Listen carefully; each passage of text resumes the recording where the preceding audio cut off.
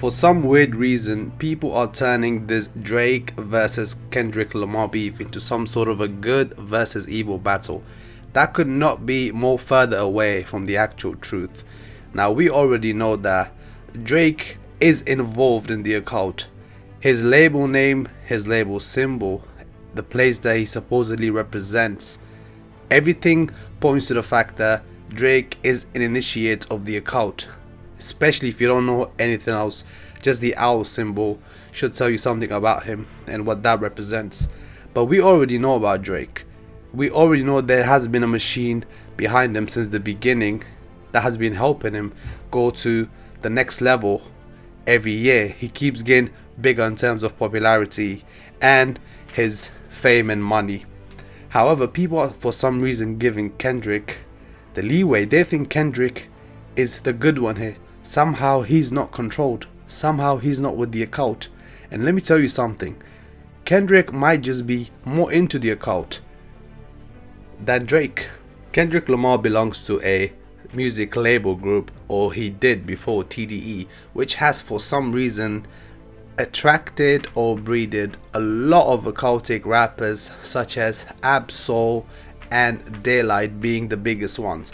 Ab-Soul has clearly said in a video that he looks up to the teachings of A. Crowley. That's one of his biggest inspirations. That's what he's telling us. And if you know who A. Crowley is, then you know exactly what Ab-Soul is about after saying that. If you don't know who that is, just look it up.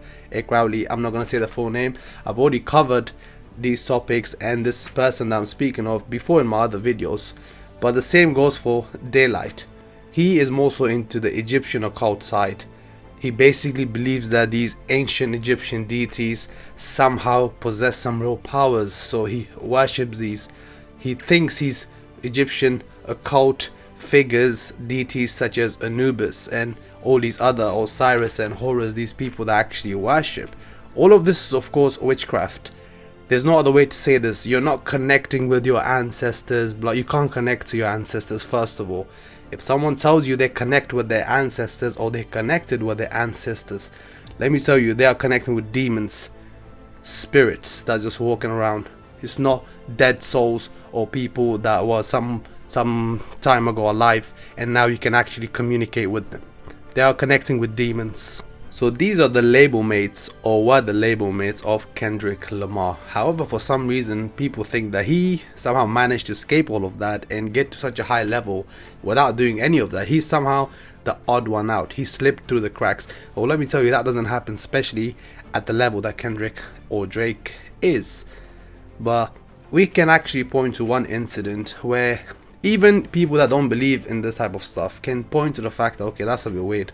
Remember when Kendrick Lamar actually went on stage, he was performing and he was mocking Jesus. He was supposedly representing Jesus while he was performing that for whatever reason.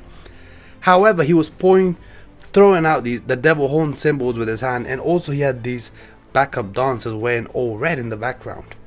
He was clearly doing some sort of a weird mockery of Jesus and what happened to him. This is what Satanists do.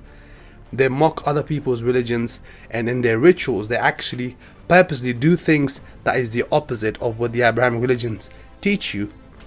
I can't actually talk about it here because of course the video is gonna get censored and whatnot, because it can get really graphic.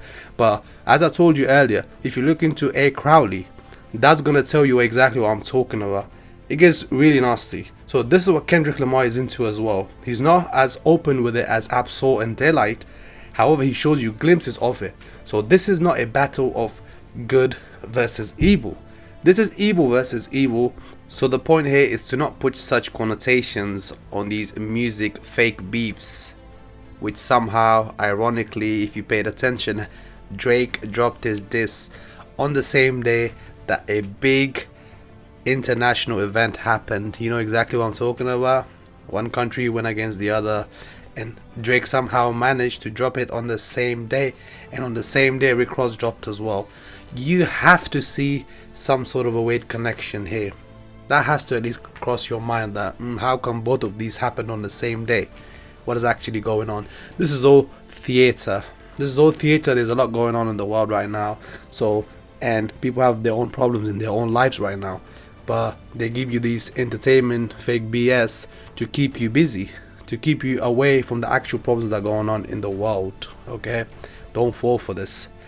All these people are manufactured. They are picked and chosen and put through certain trials, and not everyone is gonna go through these trials. People that have self-respect and are actually God-fearing, they are gonna leave the selection process of actually getting to these positions in the beginning stages, because these people could do some crazy stuff by the time they get to that level. And once they get to that level, you see stuff like this: people mocking Jesus, people clearly throwing up the devil horns, showing you the owl symbolism and other weird stuff. That tells you where their allegiance is.